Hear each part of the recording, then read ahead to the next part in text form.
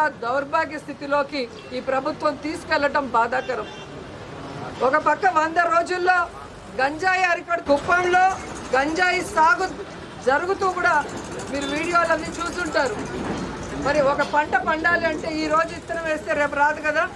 మరి అంత సాగు జరుగుతూ ఉంటే ముఖ్యమంత్రి సొంత కాన్స్టిట్యున్సీలో చంద్రబాబు నాయుడు గారు నిద్రపోతున్నారని అడుగుతున్నారు.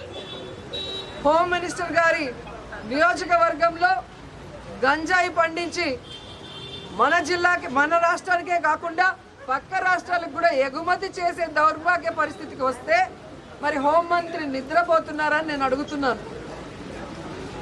సో ఇప్పటికైనా కళ్ళు తెరిచి ఈ కూటమి ప్రభుత్వం ఈ అరాచకాలకి ఫుల్ స్టాప్ పెట్టండి. ఈ గంజాయికి, డ్రగ్స్కి, ఈ మధ్య బెల్ట్ షాపులకి ఫుల్ స్టాప్ పెట్టండి. రాష్ట్రాన్ని అభివృద్ధి వైపుకి నడిపించండి. రాష్ట్ర ప్రజలకి ఇచ్చిన వెల్ఫేర్స్ ఏవైతే మీరు మేనిఫెస్టోలో అవన్నీ కూడా ఫుల్ఫిల్ చేయండి.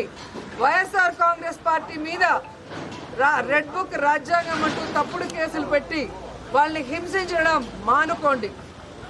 లేదంటే మీరు సెంటీమీటర్ చేస్తే మేము కిలోమీటర్ చేస్తాం. రాబోయేది జగనన్న ప్రభుత్వమే. ఎవరెవరు తోకలూపుతున్నారో, ఎవరెవరు తప్పులు చేస్తున్నారో ఎవరిని కూడా వదిలిపెట్టమని హెచ్చరిస్తున్నాం.